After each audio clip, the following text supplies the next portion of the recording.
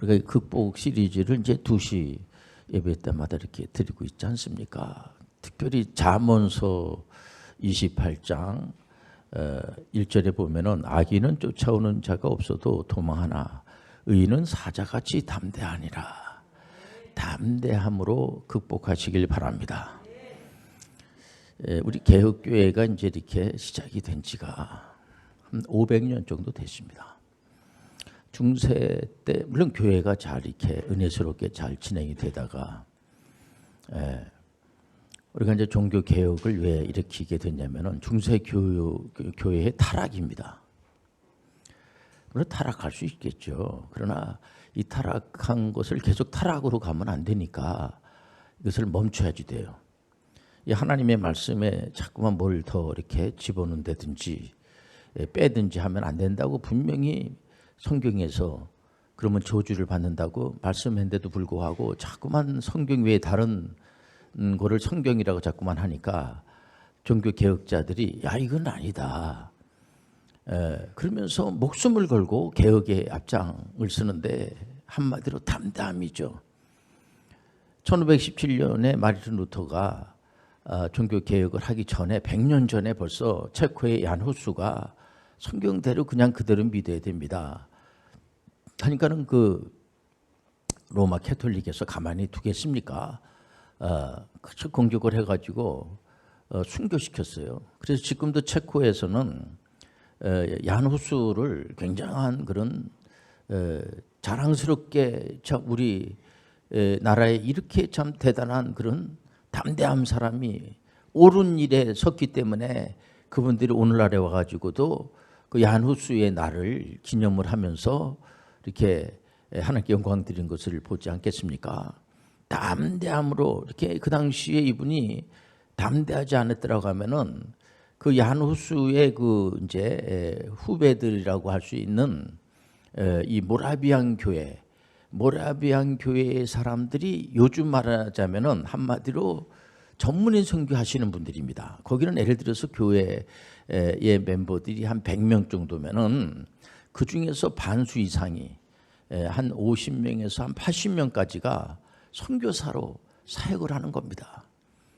숫자도 적고, 그러니까 그 모라비안 교회 그 교인들에게 엄청난 그 도전을 받고 이제 감리 교단을 만든 존 웨슬레 같은 분은 그 굉장한 그런 그 사역을 하지 않겠습니까? 이 담대함이라고 하는 것이 굉장히 중요해요. 그리고 그 마르틴 루터가 혁명가적인 그런 개혁을 했다고 하면은 그 내용을 잘 정리하신 분이 장로 교단을 만든 칼뱅 선생님입니다. 이 칼뱅 선생님이 그분은 이제 사실상 이제 법학을 전공하신 분인데 우리 교회에서 WCPM 홈스쿨 하는 친구들이 대체적으로 법학과를 요즘 많이 가고 있습니다. 그런데 이 법을 전공을 한 분인데 이분이 20대에 성경을 가지고 오직 성경을 가지고 성경에서 말하는 하나님이 어떤 분이고 잘 모를 수가 있잖아요. 하나님에 대해 잘 모를 수가 있으니까 하나님이 어떠한 분이고 그 다음에 예수님이 도대체 어떤 분이고 성령님이 어떤 분이고 또 교회라고 하는 것이 도대체 교회는 뭐냐, 교회 잘 모르시는 분들이 많이 있지 않습니까? 또 구원에 대한 문제, 또 구원 이후에 대해서 우리가 어떻게 살아야 되는가, 교회와 정치하고의 어떤 그런 관계, 또 이 교회와 이 경제 이런 문제. 그래서 이분은 제가 늘 여러분들 잘 알지만은 그 직업의 소명설까지 담대하게 주장을 하면서 그때의 그 제네바에 이분이 주로 활동 이제 무대가 스위스 제네바였는데 그때의 그 제네바라고 하는 도시가 정말 힘들었어요. 경제적으로 힘들고 또 여러 가지로 그냥 너무 또 핍박받는 그런 이제 가운데서 칼뱅이 있는 쪽으로다가 많은 분들이 넘어왔어요. 넘어와가지고 칼뱅 선생님의 메시지를 들어야지 되겠다. 칼뱅 선생님은 어떤 면에서 보면 이분이 정치적인 야심을 가지고 제네바에 있는 소상공인들을 이제 소망을 주기 위해서 당신들이 하는 일은 하나님 주신 소명입니다. 목사님 또 이 신부 사람들이 이제 그 말씀을 전하지 않습니까? 그런 것처럼 성직자가 하나님의 말씀을 전하는 것처럼 당신들이 하는 일도 거기에 버금가는 하나님이 소명을 준 겁니다 하면서 그분들의 마음을 뺏어가지고 어떤 정치적 야심을 가지고 한 것이 아니고요. 칼빈 선생님은 그냥 성경 선생님이에요. 성경 말씀에 그렇게 돼 있기 때문에 그렇게 가르쳐 준 것뿐입니다. 여러분들 성경대로 믿고 성경대로 따라가셔야지 돼요. 거기에 담대하시길 바랍니다. 물론 우리가 성경을 잘 모르고 하나님에 대해서도 잘 모르고 이런 분들에게 야 예수 믿으면은 나는 예수 믿고 구원받았는데 당신들은 예수 안 믿고 나는 사실 이 땅에 살면서 예수를 믿기 때문에 아무리 세상이 어렵고 힘들고 그래도 난 절대로 당신들 부러워하질 않아. 예수 안 믿는 사람들은 아무리 이 땅에서 잘 먹고 잘 살고 뭐 호의호식하고 대단한 그런 이제 명예를 가지고 대단한 무슨 뭐 권력을 가졌다고 할지라도 어차피 당신들은 지옥 갈 거야. 그러니까는 나는 그 보람으로 살아 그런 얘기하지 말고 왜냐면은 신앙생활을 잘 하지도 못하고 성경이 뭔지도 잘 모르고 하나님이 누군지도 잘 모르고 구세주가 누군지도 잘 모르기 때문에 불쌍한 마음을 가지고 어떤 면으로 보면 이분에게 잘 설명을 해줘야 되겠구나. 그거는 좀 어떻게 보면은 그런 쪽으로 우리가 담대할 필요가 있어요. 막 사람을 막 몰아붙이고 어떤 경우에는 화가 나가지고 아주 잘못된 길로 막 간다고 하지 않습니까? 요즘 아이들이 공부하기 굉장히 힘들어합니다, 진짜.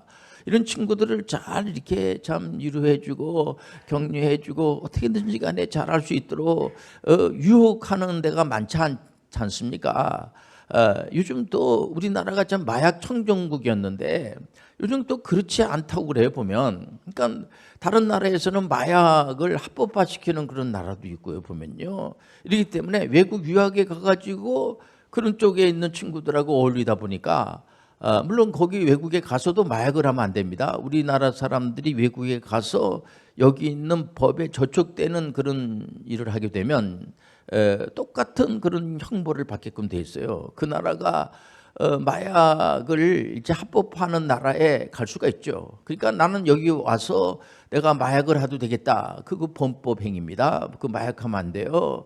그렇기 때문에 우리가 이제 여러 가지로 지금 환경이 안 좋기 때문에 부모님들은 걱정을 많이 하고 이 교육의 문제에 대해서도 요즘 가성비를 많이 따지고 그렇지 않습니까? 요즘 그 언론에서 한 이슈가 교육이에요. 그래서 지금 뭐 5살, 6살 이런 친구들 부모님들이 굉장히 걱정들을 많이 하고 보니까는 그 들어가는 그 교육비가 뭐 한 300만에서 좀 많이 이렇게 돈 들어가는 사람은 600만 원까지 이렇게 그 나이도 어린데 영어 가르치고 또 여러 가지 다른 거를 선행학습을 시키느냐고 이러고 지금 학교가 버젓이 있는데도 불구하고 이 사교육부로 들어가는 게 이 초등학생들이 평균 한 49만 원 정도 들어간다고 이렇게 나와 있습니다. 물론 이제 이 교육이라고 하는 것이 사교육도 교육이에요. 공교육도 교육이고 사교육도 교육이죠. 다 교육입니다.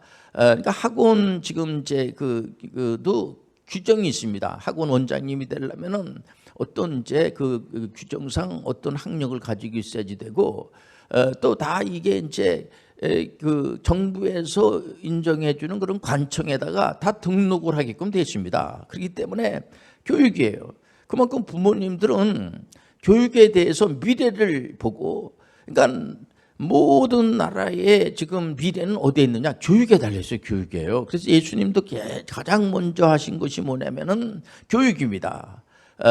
어떤 교육을 해야지 되는 건가? 우리가 정말 남을 나보다 낫게 여기는데 담대하시길 바랍니다.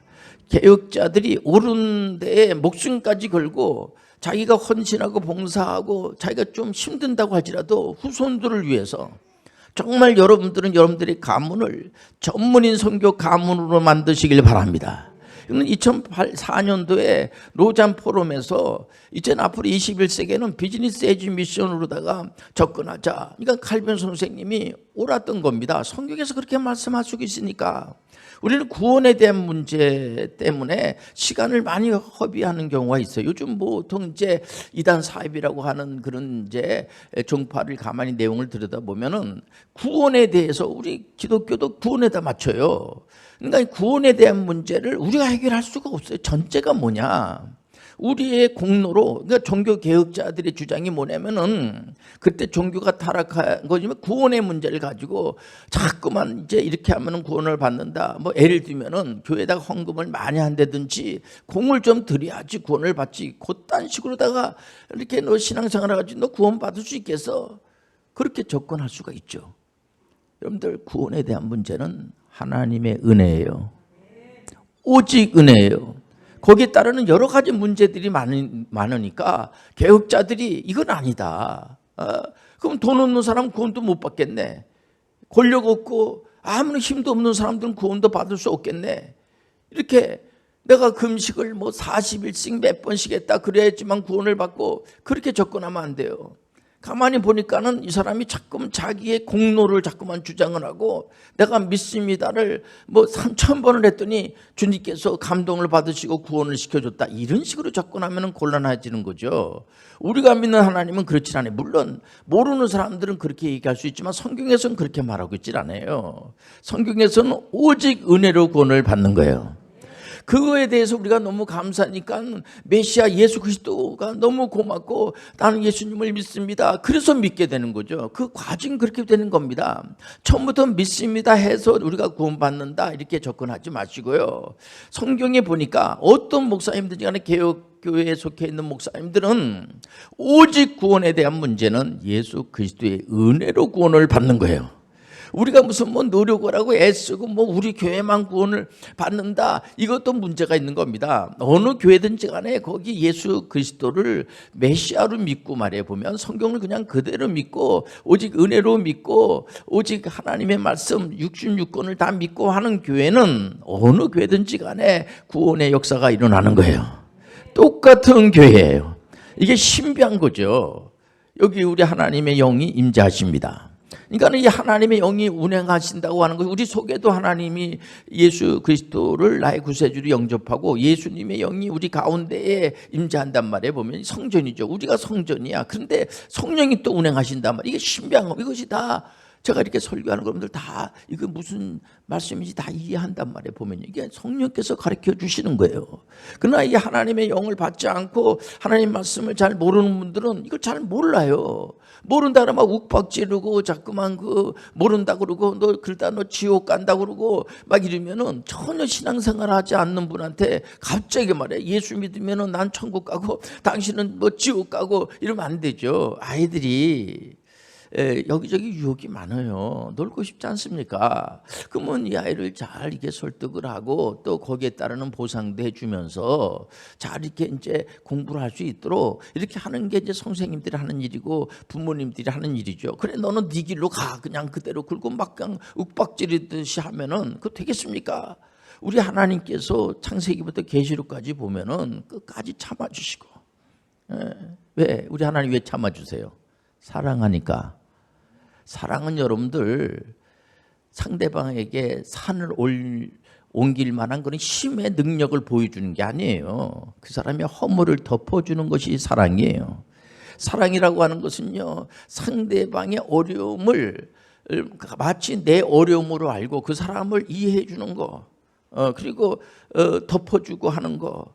그래서 우리가 이제 추운 겨울날 자기가 외투를 딱 벗어가지고 상대방에게 입혀주고 하는 거 그거 사랑하는 겁니다. 그거 진짜 자기는 춥지만은 상대방을 따뜻하게 해주기 위해서 자기가 예를 들어 그 다른 사람이 받을 비난도 자기가 받으면서 왜 저렇게 비난을 받고 왜 저래? 부모님들은 왜 저렇게 자녀들을 이렇게 감싸주고 왜 그래? 사랑하기 때문에. 우리 창조주 하나님은 우리 피조물 사람들을 사랑하세요. 사랑하시기 때문에 한 분밖에 없는 독자 예수 그리스도를 죽이시면서까지 우리를 사랑해 주셨어요. 사랑하기 때문에. 우리가 믿는 하나님은 사랑의 하나님이세요. 우리가 믿는 하나님은 믿음의 하나님이세요. 우리가 믿는 하나님은 소망의 하나님이세요.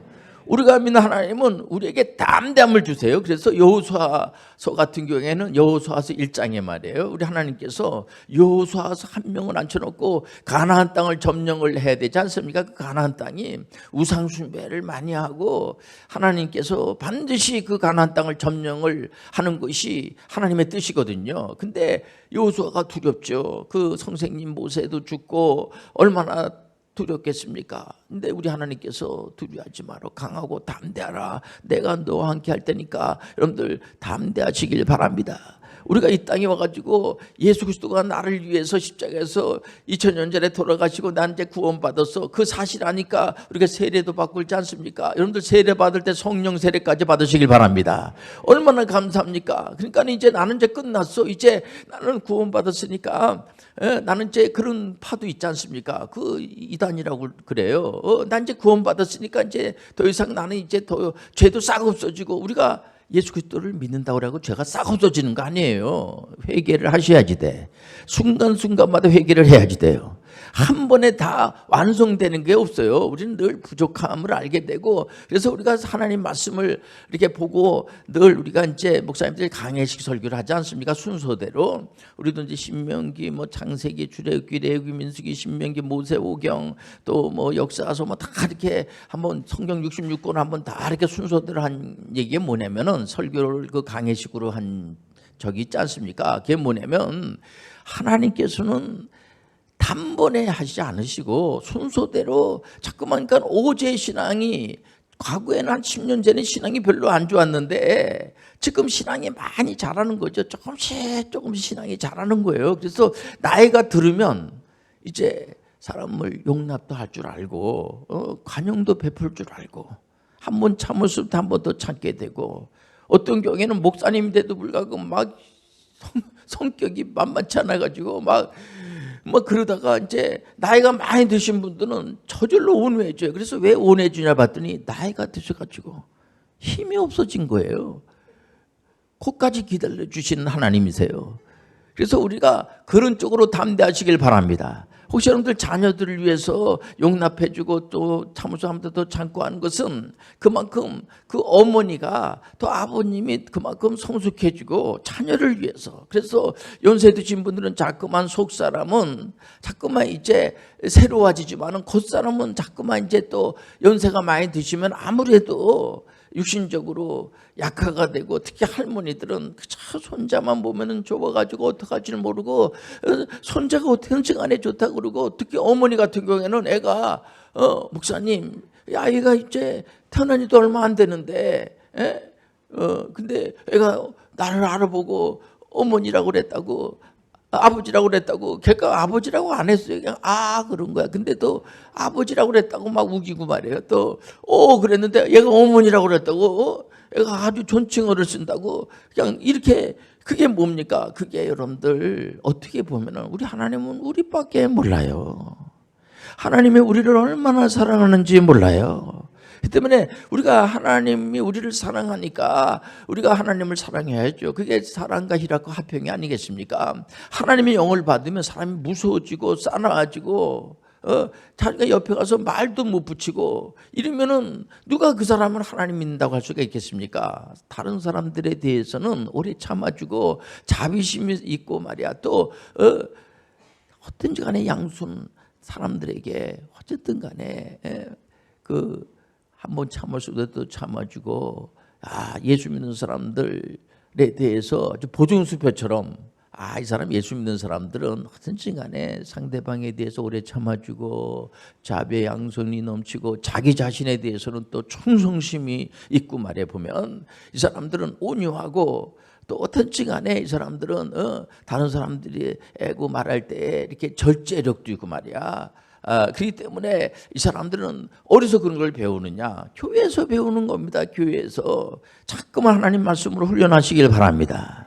그러니까 이분들이 인정을 받고 하는데 툭 하면은 그냥 지적만 하려고 그러고, 툭 하면 그냥 화만 내려고 그러고, 어떻게 하면 자기 말만 자꾸만 앞세우고 그러면은 누가 그런 사람을 좋아하겠어요? 그렇지 않습니까? 우리가 여러분들 온유해지는 데 담대하고, 다른 사람들을 용서해 주는 데 담대하고, 모든 사람들이 다 돈 던지라 그럴 때도 그래도 너희들 중에 죄가 없으면 돌 던져. 예수님이 하신 말씀 아니겠습니까? 예수님께서 예수님을 믿으면 당신들도 나보다 더 큰 일도 할 수 있어. 내가 하는 일도 할 수 있을 분들은 더 큰 일 할 수가 있어. 그 얘기가 뭡니까? 예수님께서 하신 사역은, 예수님은 바로 인카네이션한 거, 십자가가 있어요. 십자가.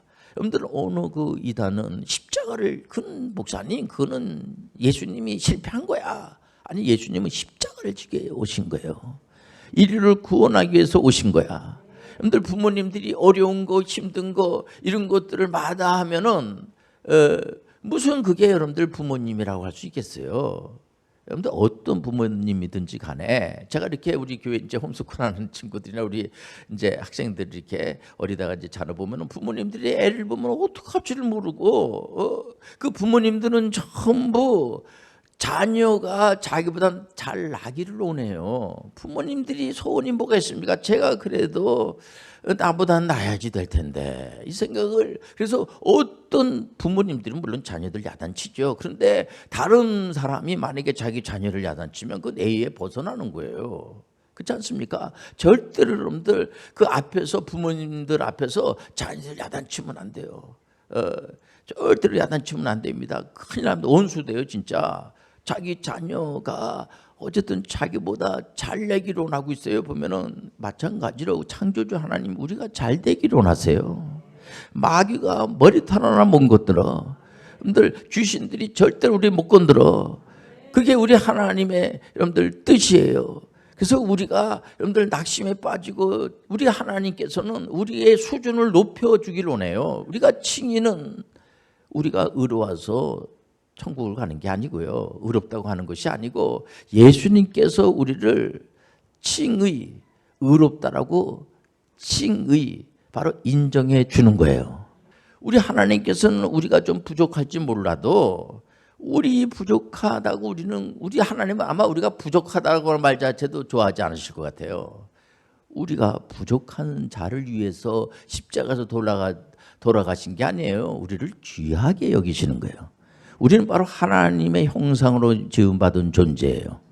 우리는 여러분들 굉장한 존재입니다. 우리 하나님께서 우리를 십자가에서 예수님을 보내주셔서 이렇게 모든 값을 다 치르면서까지, 사실 이런 설교를 저는 자꾸 하고 싶지 않아요. 왜냐면은 이 구원에 대한 문제는 예수님이 하신 문제인데, 이 설교가 너무 길다 보면은 막상 우리가 할 일을 안 한다고요. 구원 이후에 대한 삶에 대한 거를 우리는 얼마든지 하시길 바랍니다.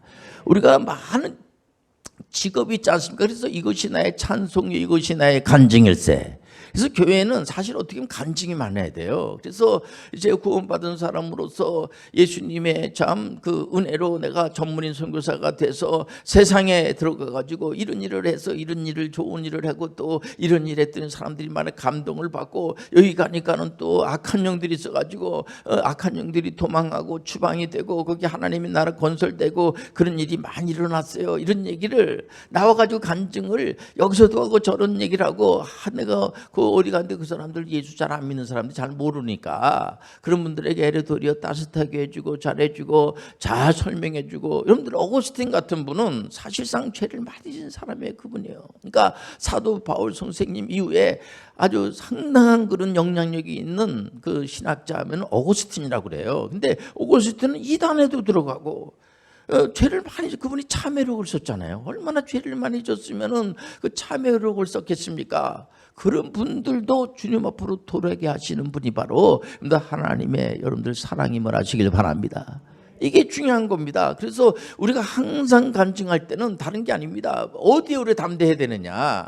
여러분들 악한 것들과 싸움할 때 담대해야 돼. 여호수아가 가나안 땅을 점령할 때 담대했어요.